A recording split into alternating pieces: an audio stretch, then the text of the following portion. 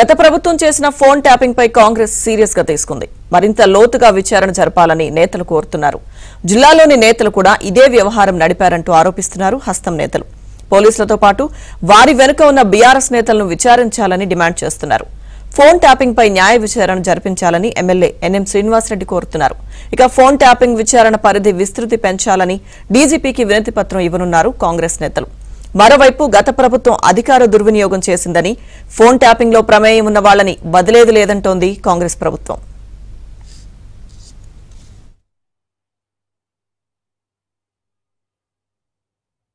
ఇక phone tapping వ్యవహారానికి సంబంధించి ఈ అంశాన్ని కాంగ్రెస్ చాలా సీరియస్ గా తీసుకుంది. అప్డేట్స్ మా ప్రతినిధి సిద్ధార్థ్ మనకి లైవ్ లో అందిస్తారు. సిద్ధార్థ్.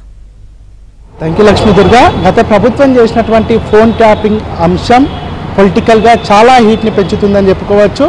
విచారణ జరుగుతున్నటువంటి కొద్దీ దాంట్లో అనేక సంచలనమైన విషయాలు బయటకు వస్తున్నాయి. ఏకంగా గతంలో పీసీసీ చీఫ్గా ఉన్నటువంటి రేవంత్ రెడ్డి ఇంటి దగ్గరే ఒక ఆఫీస్ను తెరిచి అక్కడ అదే కేంద్రంగా వాళ్ళంతా ఫోన్ ట్యాపింగ్ చేశారు. ముఖ్యంగా కాంగ్రెస్ పార్టీకి సంబంధించినటువంటి నాయకులు, దాంతోపాటు కర్ణాటకకు సంబంధించినటువంటి కాంగ్రెస్ నాయకుల ఫోన్లు కూడా ట్యాపింగ్ చేసి వీళ్ళ మూమెంట్ని అన్నింటినీ అబ్జర్వ్ చేస్తూ వీటన్నింటినీ ప్రభుత్వానికి సంబంధించినటువంటి పెద్దలకు ఎప్పటికప్పుడు విషయాన్ని చేరవేసుకుంటూ వచ్చారు. కాంగ్రెస్ పార్టీకి సంబంధించినటువంటి ప్రతి విషయాన్ని బీఆర్ఎస్ పార్టీకి సంబంధించినటువంటి వాళ్లకు చేరవేశారని కాంగ్రెస్ ఆరోపిస్తూ ఉంది. ఇక దాంతోపాటు ఇటు రాష్ట్రంలో జరిగినటువంటి విధంగానే జిల్లాలలో కూడా జిల్లాల ఎస్పీలతోని, జిల్లాల పోలీస్ బాస్లతోని అక్కడ ఉన్నటువంటి బీఆర్ఎస్ నాయకులు కుమ్మక్కయ్యి ఇక్కడ జిల్లాలలో కూడా అలాంటి వ్యవహారాన్ని నడిపారని కాంగ్రెస్ ఆరోపిస్తుంది. దాంట్లో భాగంగా తమ వద్ద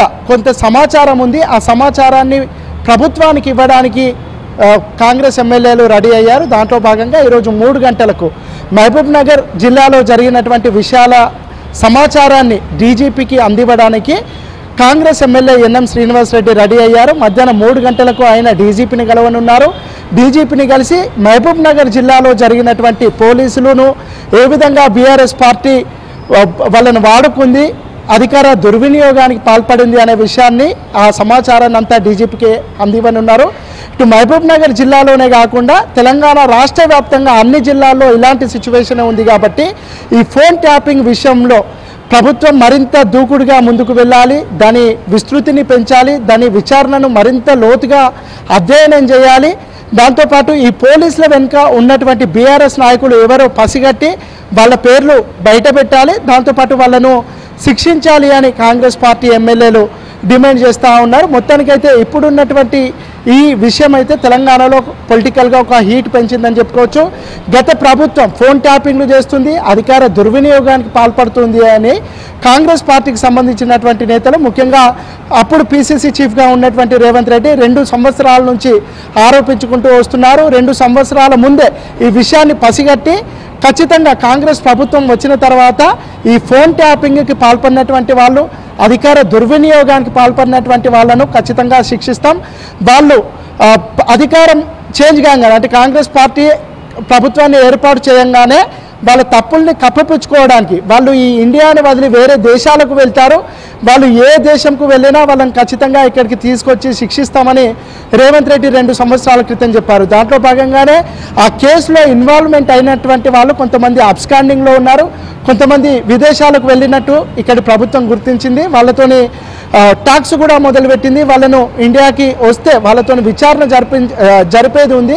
వెంటనే ఈ కేసుకు సంబంధించి సహకరించాల్సిందిగా వాళ్ళతోని టాక్స్ చేస్తున్నటువంటి సిచ్యువేషన్ ఉంది. అయితే దాంట్లో ఉన్నటువంటి కొంతమంది, మేము ఆరోగ్యరీత్యా హెల్త్ ఇష్యూస్ ఉండి మేము విదేశాలకు వెళ్ళాం, మేము వచ్చిన తర్వాత దీనికి సహకరిస్తాము, అయినా ఇప్పుడున్నటువంటి పోలీసులు ఇప్పుడున్నటువంటి ప్రభుత్వానికి సహకరించినట్టుగానే గత ప్రభుత్వంలో ప్రభుత్వం చెప్పినట్టు మేము కూడా చేశామని కొంతమంది పోలీసులు సూచాయిగా చెప్తున్నటువంటి సిచ్యువేషన్ ఉంది. సో మొత్తానికైతే కాంగ్రెస్ పార్టీ ఈ విషయాన్ని సీరియస్గా తీసుకుంది. ఈ విషయంలో ఇన్వాల్వ్మెంట్ ఉన్నటువంటి ప్రతి పాలిటీషియన్ని ఖచ్చితంగా శిక్షించాల్సిందే అని కాంగ్రెస్ పార్టీ చెప్తా ఉంది. తాము సీక్రెట్గా మాట్లాడుకున్నటువంటి విషయాలు, తమ పార్టీ స్ట్రాటజీ, తమ పార్టీ వ్యూహాలన్నింటినీ అప్పుడున్నటువంటి పోలీసులు వాటిని విని బీఆర్ఎస్ పార్టీకి చేరవేసి కాంగ్రెస్ పార్టీని ఇబ్బందులు పెట్టే ప్రయత్నం చేశారు. వాళ్ళ అట్లాంటి వాళ్ళందరినీ శిక్షిస్తామని చెప్తున్నటువంటి